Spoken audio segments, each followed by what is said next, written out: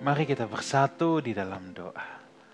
Bapa, kami mau duduk diam di weekend kami ini Tuhan. Di 30 menit ke depan kami mau belajar kebenaran firman. Terima kasih, dalam nama Tuhan Yesus kami berdoa. Amin. Saudaraku, apa kabar? Kembali lagi berjumpa di live study. Orang yang berhenti belajar, berhenti bertumbuh. Kita akan meneruskan pelajaran kita. Saya percaya saudara sudah menyiapkan hati, pikiran, tubuh saudara, jiwa saudara untuk belajar kebenaran firman Tuhan. Kita akan meneruskan di Matius pasal yang ke-20, sekarang mulai dari ayat yang ke-20 sampai selesai ayat yang ke-34. Kita akan lihat dulu kisah 20 sampai 28 ya. Ini permintaan ibu Yakobus dan Yohanes ya. Jadi Yakobus dan Yohanes ini adik kakak saudara. Yuk kita lihat dulu ya. Ayat 20 kita baca. 20:21 dulu.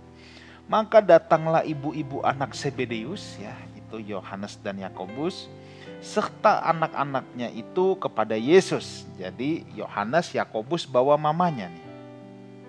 Lalu sujud di hadapannya untuk meminta sesuatu kepadanya. Kata Yesus, "Apa yang kau kehendaki?"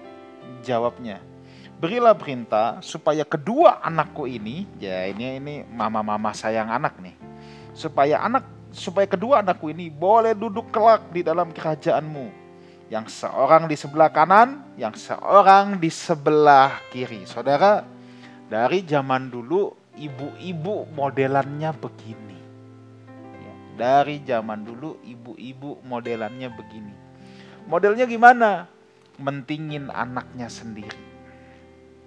Ya, saya ingat dulu kalau masih SD, biasa hari pertama itu, waduh, mama-mama banyak banget yang anterin anaknya.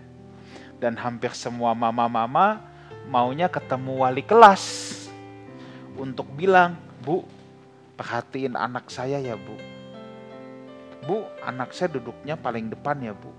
Tolong diperhatiin Bu." Seakan-akan dia mau bilang gini, "Bu, perhatiin anak saya aja Bu. Anak yang lain mah kagak penting Bu. Kalau Bu, anak saya duduk paling depan." Kalau semua maunya paling depan, gimana itu kelas coba saudara? Tapi ya memang ibu-ibu dari dulu tuh begini. Dari dulu tuh begini ya. Pokoknya mikirin anak ya. Ya sebenarnya baik juga ya. Dan kadang-kadang ibu-ibu itu ada narsisnya ya. Narsis kalau sama anak sendiri. Ini saya pernah baca penelitian. Ibu-ibu itu kalau ngelihat bayinya sendiri, ada hormon apa gitu yang keluar. Pokoknya kalau ngelihat anaknya sendiri pasti ngerasa paling ganteng dan paling cakep. Kalau ngelihat anak orang lain ada aja kurangnya. Kurang ini, kurang itu. Tapi kalau ngelihat anaknya sendiri, wah paling keren. Ya itu memang secara psikologis begitu ya. Nah, dari dulu ibu-ibu modelnya gini. Ayat 22. Tetapi Yesus menjawab katanya, "Kamu tidak tahu apa yang kamu minta. Dapatkah kamu meminum cawan yang harus kuminum?" Kata mereka, "Kami dapat." Saudara, seringkali kita nggak tahu loh apa yang kita minta. Sama kayak ibu Yakobus dan Yohanes. Maka Tuhan bilang, kamu nggak tahu apa yang kamu minta. Kalau pikiran kita belum tune dengan Tuhan, ya, kita beda apa yang dipikirkan Tuhan dengan apa yang dipikirkan kita beda. Ya kita nggak tahu apa yang kita minta, saudara. Maka banyak orang Kristen doa itu cuma minta, tapi dia nggak tahu apa yang dia minta. Mungkin saudara bilang, "Saya tahu kok pastor, saya minta mobil, minta rumah, minta motor, minta jodoh, minta ini, minta itu." Oh bukan itu. Yang Tuhan maksud, kamu belum tahu apa yang kamu minta itu. Kamu belum tune pikiran perasaannya dengan aku, kata Tuhan.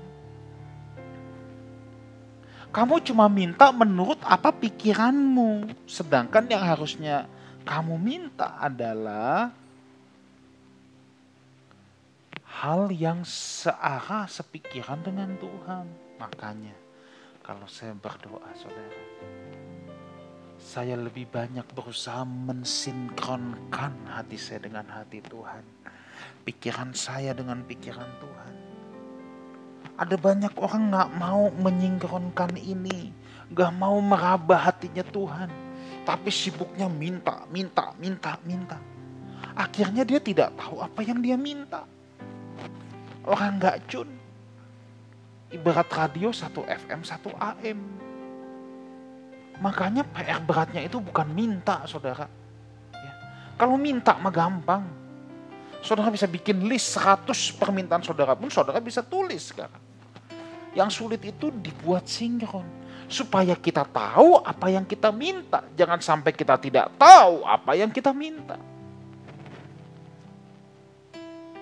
Nah, untuk kita tahu apa yang kita minta, kita harus tune in dulu. Kalau Tuhan di FM, kita sama-sama di FM. Sehingga apa yang kita minta adalah apa yang ada dalam hatinya Tuhan. Makanya nanti di pembahasan Yohanes 15, minta apa saja. Oh iya, ada prerequisite-nya dulu. Akulah pokok anggur, kamu ranting-rantingnya. Di luar aku kamu gak bisa berbuat apa-apa. Kamu harus tinggal di dalam aku, harus tune in. Kalau gak tune, gak bisa. Gak nyambung nanti. Nah ini kan, tadi dia mintanya tuh apa sih? Duduk kanan kiri. Itu artinya apa? Mau jadi pejabat. Kan saat itu mereka masih berpikir bahwa Mesias akan datang dengan seorang kesatria kuda putih pegang pedang yang akan membebaskan Israel dari penjajahan Romawi. Ini mau nitip jabatan. Jadi kalau tadi dia bilang ya, kelak dalam kerajaanmu, itu bukan dia mikir dunia akan datang loh, enggak. Pikirannya masih duniawi. Mereka pikir Yesus ini Mesias yang akan memerintah saat itu juga. Nah, bolehlah titip jabatan, duduk kanan kiri. Wah, orang penting nih, ibaratnya wapres atau perdana menteri ya. Kalau menteri juga mesti Menko, nggak mau jadi menteri kacangan. Titip jabatan, saudara. Itu yang dilakukan oleh ibunya Yohanes dan Yakobus. Maka Tuhan bilang, kamu tuh nggak tahu apa yang kamu minta. Kamu konsep Mesias aja kagak ngerti. Maksud kedatanganku sebagai Mesias saja kamu gak tahu. Tapi kamu udah mau minta.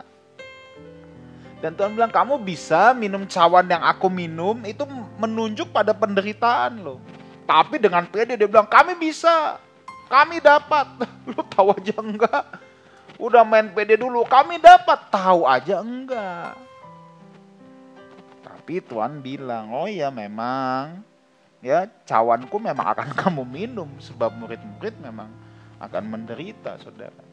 Yakobus mati duluan, Yohanes mati tua, tapi itu pun dia pernah digoreng, saudara, menurut catatan ya.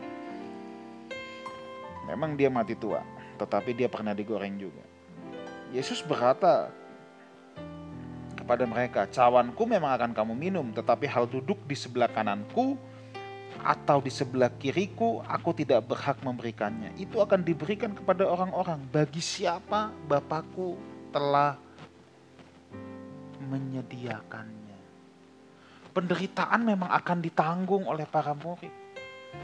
Dan di sini Tuhan bilang, tugasmu lakukan saja, pelayanan saja, penginjilan saja, bekerja saja di ladang Tuhan. Soal jabatan, soal posisi jangan dipikirin. Itu nanti Bapak yang menyediakan. Nah, kalau saya kembali ke pembahasan yang lalu, saudara, minggu lalu tentang transaksional dengan Allah. Orang yang masih mikir jabatan, orang yang masih mikir kedudukan, itu masih transaksional dengan Allah. Dan ingat, ketaatan yang transaksional adalah ketaatan yang agamawi. Ketaatan yang transaksional adalah ketaatan yang agamawi. Ketaatan yang murni, ketaatan yang tulus, ketaatan yang benar adalah ketaatan yang tidak transaksional. Ketaatan yang karena cinta. Maka kalau orang udah cinta dan pengabdian, dia gak mikir Dapat apa, jabatan apa, upah apa, aku kerja dulu, aku harus berikan yang terbaik, aku mau habis-habisan dulu, begitu. Nah kalau ini ibunya Yohanes dan Yakobus mikirnya jabatan dulu, masih transaksional. Sampai nggak tahu apa yang dia minta, saudara ya. Yuk kita belajar punya hatinya Tuhan dulu, punya pikirannya Tuhan dulu. Jangan sibuknya cuma minta. Lebih baik kita mensinkronkan pikiran kita dengan pikiran Tuhan. Kita mensinkronkan hati kita dengan hatinya Tuhan. Saudara ya, kita sinkronkan. Jangan mikir kemana-mana dulu, sinkron dulu. Hati kita dengan hatinya Tuhan. Kalau udah sinkron baru kita bisa tahu apa yang kita minta. Minta pun gak duniawi. Ada orang yang minta pun untuk duniawi. Dan tugas kita laksanakan tugas saja. Jangan ribut soal jabatan. Jangan ribut soal duduk kiri duduk kanan. Lakukan saja tugas. Lihat ayat 24. Mendengar itu marahlah ke 10 murid yang lain kepada 2 saudara itu. Emosi karena berebutan jabatan. Saudara, pertengkaran ini bukan yang pertama. Kan di pasal sebelumnya juga dulu mereka pernah berkelahi. Siapa yang terbesar? Rupanya memang duniawinya gak hilang-hilang, saudara. Mereka masih sangat duniawi. Yang dipikirin jabatan, kedudukan. Bertengkar karena jabatan begini. Ini yang paling lucu. Mereka emosi berebut jabatan. Tapi semua mereka gak tahu apa yang dimaksud. Jadi mereka semua memperebutkan hal yang mereka sendiri belum paham. Pikiran mereka semua nih sama. Jabatan dunia. Yesus akan memerintah sebagai raja, mereka akan jadi orang penting. Mereka nggak tahu, justru yang duduk di samping kiri kanan, itulah yang akan menderita, paling menderita. Kan nggak nyambung. Ribut untuk hal yang dia sendiri nggak tahu. Jadi kayak anak kecil berantem. Ribut untuk hal sendiri yang dia sendiri belum jelas.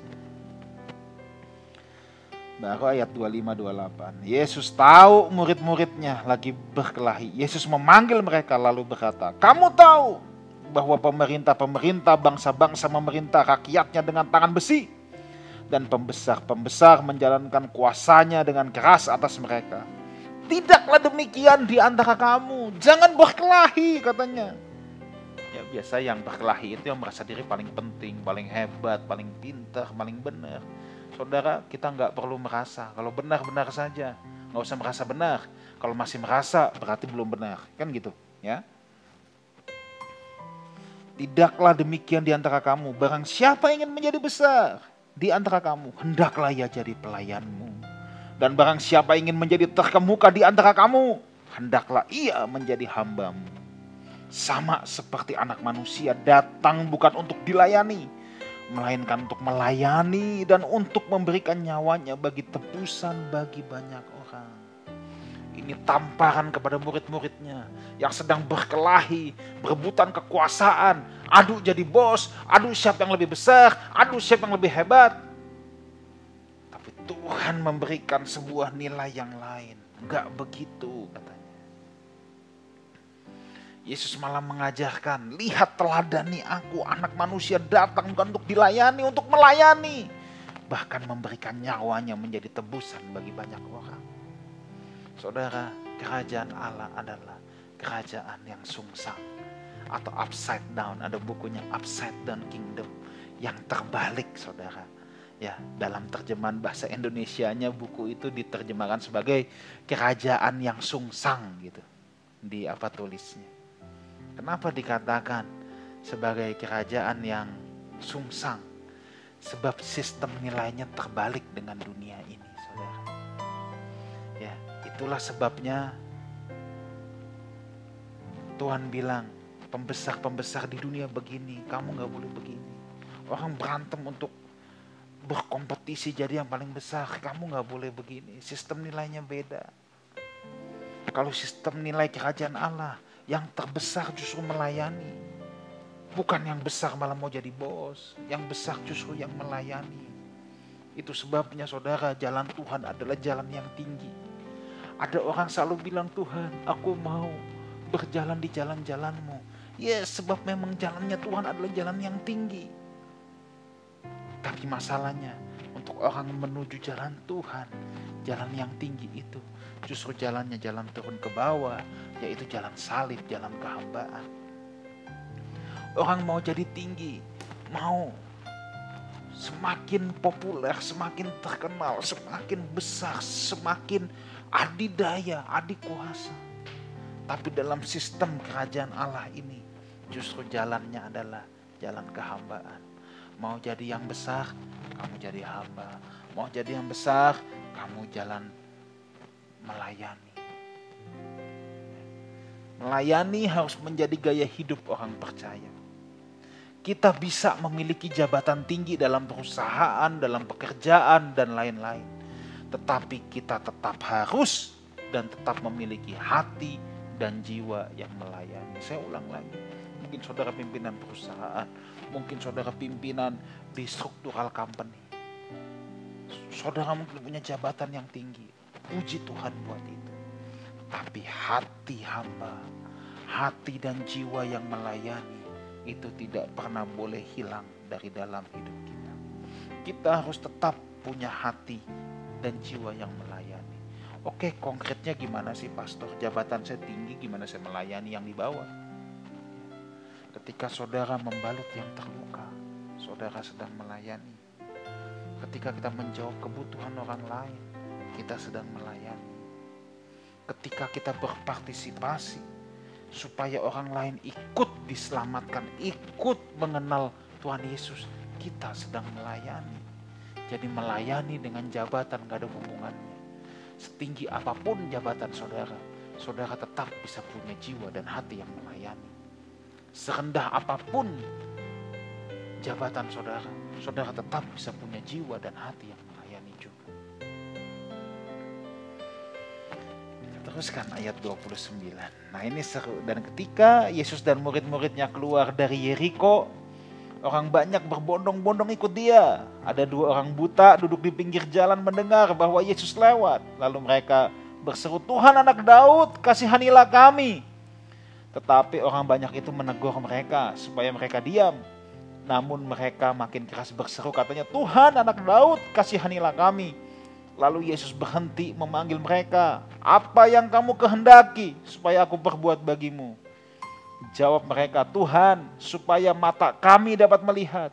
Maka tergeraklah hati Yesus oleh belas kasihan. Saya sudah katakan, belas kasihan merupakan ciri pelayanan Tuhan Yesus. Lalu ia menjamah mata mereka, dan seketika itu juga mereka melihat lalu mengikut dia. Saudara, kisah ini juga ditulis dalam Injil Markus dan Lukas. Dalam Injil Matius, Yesus keluar dari Yeriko dan ketemu 2 orang buta. Tetapi Injil Markus dan Lukas menceritakan hanya 1 orang buta. Bahkan kalau di Injil Matius keluar dari Yeriko, kalau Injil Lukas hampir tiba di Yeriko. Nah ini banyak perdebatan saudara. Jadi baru keluar atau baru mau masuk? Orang butanya 1 atau 2? Nah gini penjelasannya. Ada beberapa kemungkinan, saya cerita aja ya, ini kan Bible study ya, jadi saudara ada baiknya juga untuk mendengar ini. Kemungkinan yang pertama gini, penafsiran pertama. Memang ada 2 kota Yeriko, Yeriko lama dan Yeriko baru ya. Kota Yeriko mula-mula kan dihancurkan oleh Yosua 1400 SM. Lalu tahun 860 SM Raja Ahab membangunnya kembali. Ya, ada penafsir yang berpendapat bahwa kota ini lalu hancur lagi. Tidak jelas mengapa dan oleh siapa. Lalu dibangun kembali oleh Herodes Agung pada abad 1 Masehi. Jadi ada orang yang berpendapat bahwa kota Yeriko yang lama dan yang baru itu tidak sama letaknya, tapi berdekatan. Kalau memang demikian, maka bisa saja mujizat yang Yesus lakukan terjadi di antara kedua kota yang berdekatan itu. Sehingga dari satu sudut orang melihat Yesus sedang keluar, yang sudut satunya lagi baru mau masuk. Tapi kota Yerikonya 2 berdekatan dan itu terjadi di tengah-tengahnya. Yang dari Yeriko, misalnya Yesus dari Yeriko lama ke Yeriko baru, yang dari Yeriko lama ngelihat baru keluar. Yang ini hampir tiba ya. Jadi satu peristiwa dengan dua sudut pandang. Tapi ada penafsiran yang lain juga yang memberikan kemungkinan sebagai berikut ya. Yesus masuk ke Yeriko. Lalu ketika dia mau meninggalkan Yeriko ya, dia ketemu Sakeus. Jadi Yesus masuk lagi ke kota Yeriko ya. Nah, jadi dia memang tadinya mau meninggalkan, ketemu Sakeus, jadi masuk lagi deh ya. Nah, jadi kalau peristiwa penyembuhan orang buta itu terjadi pada saat-saat sekitar ini, maka bisa saja Matius dan Markus menceritakan dan menyoroti yang pertama tadi ketika Yesus mau meninggalkan. Sedangkan Lukas menceritakan setelah dia ketemu Sakeus, mau masuk lagi, balik ke dalam ya. Jadi sehingga sekalipun kelihatannya ceritanya beda, sebetulnya tidak ada pertentangan di antara mereka. Tetapi yang unik adalah Injil Markus menyebutkan di sini bahwa orang buta itu yang satu bernama Bartimeus. Ya, Bartimeus. Dan orang buta ini juga menyebut Yesus sebagai anak Daud. Ini gelar spesifik, ini gelar mesianik. Tidak sembarangan bilang Yesus anak Daud. Dia pasti sudah belajar, sudah mendengar bahwa Yesus itu adalah Mesias, baru dia bisa bilang Yesus Kristus anak Daud. Ia tuh belajar saudara, sekalipun ia buta. Yang menarik apa? Dia memang buta secara mata, buta secara fisik. Hatinya tidak buta. Hatinya tetap mengenali Yesus adalah Mesias. Ada banyak orang matanya gak buta tapi hatinya buta. Tapi orang ini sekalipun matanya buta, hatinya gak buta, dia tetap mengenali Yesus adalah Mesias. Jangan sampai kita bisa melihat tapi hati kita tidak pernah mengenali siapa Yesus. Itu lebih tragis daripada orang buta, saudara ya. Teguran keras dari orang sekitar menyurutkan mereka. Tetapi ketekunan mereka membuahkan hasil. Mereka gak peduli tentang berapa jumlah orang butanya. Ya. Bisa satu, bisa dua. Mungkin Markus dan Lukas hanya menulis satu karena dianggap yang mencolok itu satu. Atau dia mungkin ajak temannya. Ya. Dan itu tidak perlu kita persoalkan.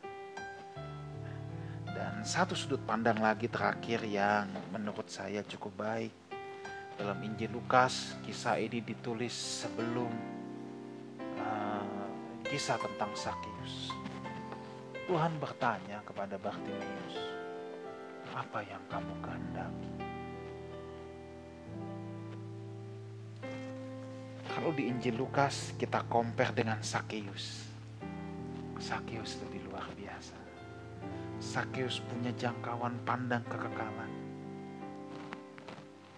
Bartimeus hanya meminta sampai pada urusan fisiknya, urusan di buminya selesai. Tapi kalau Sakeus, dia melihat kekekalan. Makanya kepada Sakeuslah Tuhan katakan, kamu ini keturunan Abraham. Telah terjadi keselamatan di rumah orang ini Sakeus, sebab kamu pun keturunan Abraham. Orang buta juga mendapatkan apa yang dia mau. Sakeus juga mendapatkan apa yang dia mau.